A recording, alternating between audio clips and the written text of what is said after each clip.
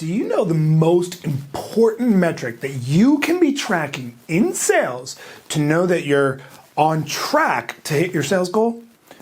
Now, most people think it's most important to be tracking sales numbers, but that's really not true. In fact, it couldn't be further from the truth. The most important metric that we have found with all of our years of research to be tracking is the number of appointments you're setting with prospects. Let me put that another way. The most important metric to be tracking is the number of discovery meetings or appointments you're setting with prospects. Your ability to set the appointment is going to be critical to your success in sales. And simply put, if you set enough appointments with solid prospects, you will hit your sales numbers, period.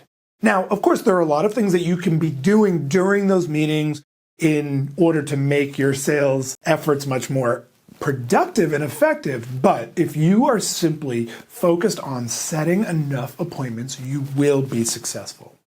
Yet so many people struggle to convert a conversation with a good prospect into a scheduled appointment.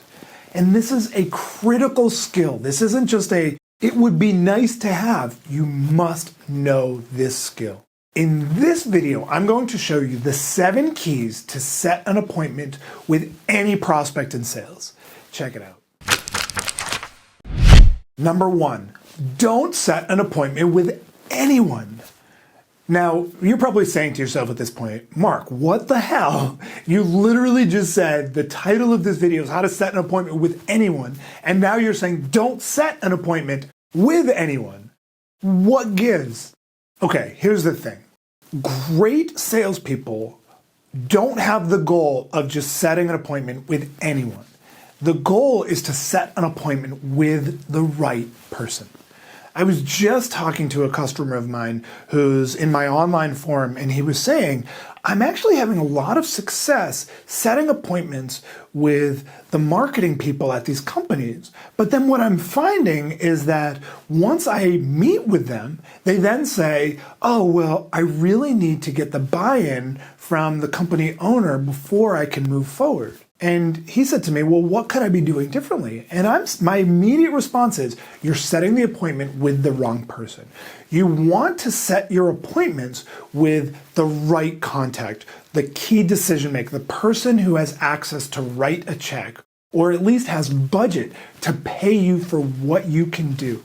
So make sure, just as a first step, that the goal isn't to just set an appointment with anyone who has a pulse, but instead we want to be sure that we're setting appointments with people who, at least from the outside, seem like they will be qualified to have a real conversation and ultimately make an effective decision to either move forward or not move forward. So don't try to get anyone, get the right people. Number 2, disqualify the rabble during discovery. Now, this is really big because, again, so many times we get excited to just have a person with a pulse who is willing to talk to us, who's willing to sit down with us. And the key thing is we can't always know if someone is going to be fully qualified just through a phone call. What we want to do is we want to at least do some partial discovery, even on that initial phone call, to determine whether this person is really the right person. And so we want to be asking them some questions that are going to help us understand whether they're the right person. And there are 2 ways to look at this. One is, of course, we can understand through their title and all of that. But the other is the types of answers that they're giving us. Are they really down into the weeds, or are they thinking bigger picture? Do they understand the cost of the challenges that they have? Do they have the right kinds of challenges that you solve? If they don't, then we want to disqualify and move on. And if they do, then of course we want to be setting that appointment. But either way, what we want to do is make sure that we understand really early on in the sales process, is this person likely to be qualified and thus we should set a meeting? Or are they likely to not be a fit, or we already know that they're not a fit and thus we disqualify? One of the key distinctions between top performing salespeople and everyone else out there is the ability to disqualify the rabble and thus spend the majority of their time in front of truly qualified prospects. The other powerful knock-on effect of this is that you're not going to suddenly come off as needy because you're not trying to just set the appointment with anyone, and that's going to be very obvious to the prospect. They're going to be thinking, wow, this person feels like a professional because they're not just doing anything they can to get into my office. Number 3, be a doctor. Now, this is building off of the previous idea that we just discussed. But I want to go deeper because what so often happens from the perspective of the prospect is they're meeting with a salesperson and they're immediately feeling like the person in front of them will do or say anything just to get the sale. And they're putting on lots of pressure and they're doing things that just feel salesy. And what we want to do is the complete opposite of that. We want our prospects to have the opposite experience of the typical buying experience. And the way we do that is by behaving like a doctor. Not like a salesperson, but like a doctor. Let me give you an example. If you go to a doctor, let's say you go to an orthopedic surgeon because your back hurts, and you say, hey doc, my back really hurts. Do you think that doctor is going to come back to you immediately and say, well, you're in the right place. We have this incredible procedure called arthroscopic surgery. It's unbelievable. We're going to chip away at the bad stuff, get you back ready and walking. Within a week, you're walking. Within 6 weeks, you're jogging in. So you ready to do it? Here, by the way, is the contract. No, of course not. That's not how a doctor behaves. But that is how so many salespeople often behave. Prospect comes to him, mentions a challenge, and then the salesperson says, well, we've got the solution. We are the best at this. And we can do this, this, and this, so would you like to do it? Eek. It's pretty gross, right? You almost need to take a mental shower of that. Instead, what we want to do is behave like a doctor. So we want to really diagnose the challenges that our prospects are bringing to us. So a prospect says, yeah, we really are having some issues with our marketing. Instead of saying, well, we can solve that, instead say, so tell me a little bit more. Help me understand what's going on with your marketing right now. Get them engaged, be that doctor, go more deeply. Number 4, understand the upside. One of the keys to getting an appointment with a prospect is that they have to feel like there is going to be value in meeting with you. Right, so put yourself for a minute in the shoes of your prospect. They've got a million things going, right? And the last thing they need is to spend 45 minutes or an hour with a salesperson who is likely just going to waste their time. So what we need to do is during those initial prospecting calls, we need to help them see the value of potentially working with us. And thus get them to say, yeah, of course, that would make sense to get together. Let's set a meeting. Right? We need to help them see what that value is. And one of the key ways to do this is to help them understand the upside. And where a lot of people get this wrong is a lot of salespeople will talk about the ROI that a prospect will get by working with them. But what's more important than talking about the ROI is actually getting the prospect to tell you the upside of fixing a particular problem. Understanding the upside. So let me give you an example. You take it in my world, right? I'm talking to a company CEO and they're saying, yeah, our sales team really just isn't firing on all cylinders. And so I ask a question like, well, George, if you were able to get your salespeople to be firing on all cylinders, like you mentioned, what do you think that would mean in additional revenue to the organization? And the CEO says, oh, well, I think that we could easily be doing an additional $5 million in sales. Time out. Do you see what just happened there? I asked a question. That seemed like a pretty benign question, and I got the prospect to actually start to do their own math to talk about the value that my solution could potentially bring to them.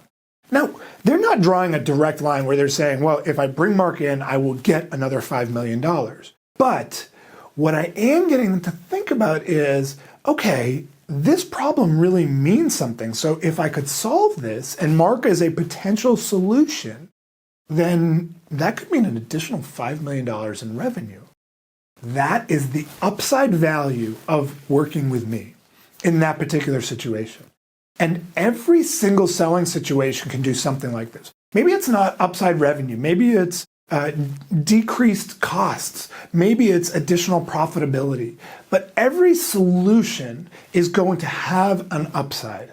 What you want to do, though, is get your prospect to articulate what the upside is to solving their challenges. If you do that, suddenly the value, the obvious value of working with you, or at least of setting that meeting, becomes incredibly apparent. And so you're not going to be scraping and clawing for that, just give me 5 minutes of your time. Instead, you can set a meeting that's an hour long because, geez, you've really gotten their attention. And now they understand the value of meeting with you. Number 5, can I make a recommendation? Those simple words are so powerful when it comes to setting a meeting. Now, I'm going to be frank with you. I'm giving you some real secret sauce here. But the phrase, can I make a recommendation, is so incredibly powerful when it comes time to transitioning into scheduling that appointment. And here's the reason why. Let's say you've gone through the conversation and you've gotten them to articulate the upside and you've determined that this is someone that you definitely want to be setting a meeting with. You then transition into setting the meeting by starting with, can I make a recommendation? George, can I make a recommendation? And what that's naturally going to do is it's going to cause them to say, of course, yes, right? And at the same time, it's setting you up as the expert because now you've made a recommendation. They've affirmatively responded with yes, and so now they're completely open to that recommendation. And then you would say something along the lines of, why don't we schedule an appointment? We'd get together face to face. It'd take about 45 minutes and we can dig into some of these issues much more deeply. And I could share with you some best practices on how we might go about solving those challenges. Does that make sense? And naturally, they're going to say, assuming you've done a good job up till then, they're going to say something that sounds like yes. Now, if they don't say yes, we'll talk about that in a minute, how you would respond to that. But by starting that transition into setting an appointment with, can I make a recommendation, you're going to have a much higher likelihood of ultimately getting that appointment by starting there. Rather than doing something cheesy and common like, hey, George, I'm going to be in your area on Thursday and Monday. Would you have 10 minutes where I could get together with you and show you some ideas? Super salesy and cheesy, right? Everyone's doing that crap. Drop that. Instead, say, can I make a recommendation? Number 6, always schedule a clear next step. This is so important for sales in general, and it's so important for actually getting that appointment. I want you to make a commitment to yourself that you are never going to allow any selling situation to end with an unclear outcome. And what's amazing is that salespeople are doing this all the time. They're on the phone with a prospect and it doesn't, it kind of ends in wishy-washy place. And the prospect gives them something like, hey, why don't you call back in a month?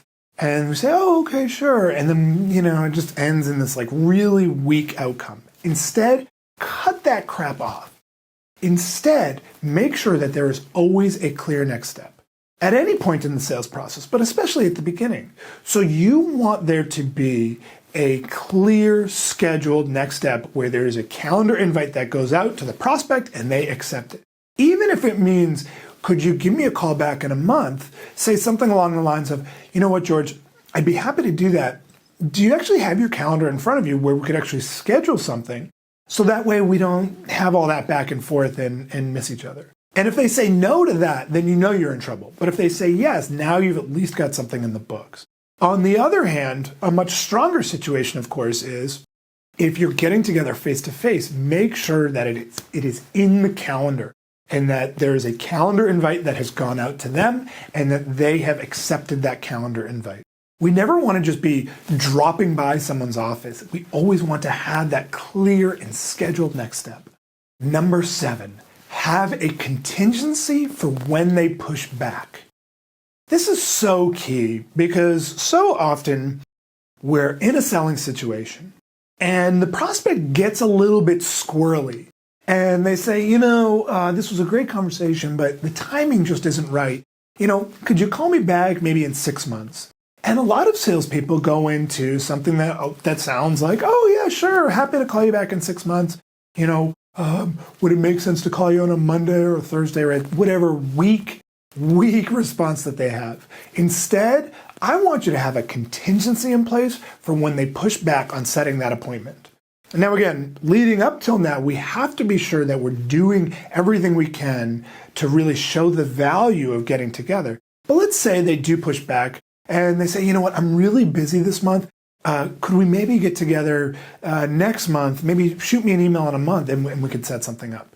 Instead, I want you to have a contingency that sounds something along the lines of, you know what, George, I really appreciate your saying this, but having done this for a long time, usually people tell me that because they just want a nice way of saying they're not really interested in ever getting together. Is that what you see happening here? Now that takes guts, but if you do that, what you're going to find is they're going to say something along the lines of either, yes, you know what, this just doesn't make sense right now. And then you can kind of put it to bed. On the other hand, they may say, no, really, I'm busy, but I'd really like to get together, but just this month doesn't sound good. And then you can come back with, okay, you know what, that sounds totally reasonable. How about we put something then in the calendar for next month? And so we can just avoid that back and forth. We'll get together then, but at least we'll have it in the calendar so this doesn't just fall off the radar. Does that sound reasonable? What you're going to find is that a lot of people are going to respond positively to that simply because you use that contingency. It takes guts, but if you do that, you're going to get a lot more appointments. And quite frankly, if someone's being wishy-washy with you on the phone about scheduling an appointment, you don't have much to lose because they either want nothing to do with you or they do want something to do with you and they're just busy, and at least get that meeting on the books. So there are the 7 keys to set an appointment with any prospect in sales. I want to hear from you. Which of these ideas did you find most useful? Be sure to share down below in the comments section to get involved in the conversation. And if you enjoyed this video, then I have an awesome free ebook on 25 tips to crush your sales goals. Just click right here, this little image right here, to get it instantly. Seriously, just click right here. Also, if you got some value, please like this video below on YouTube and be sure to subscribe to my channel by clicking my little face right there to get access to a new video just like this one each week.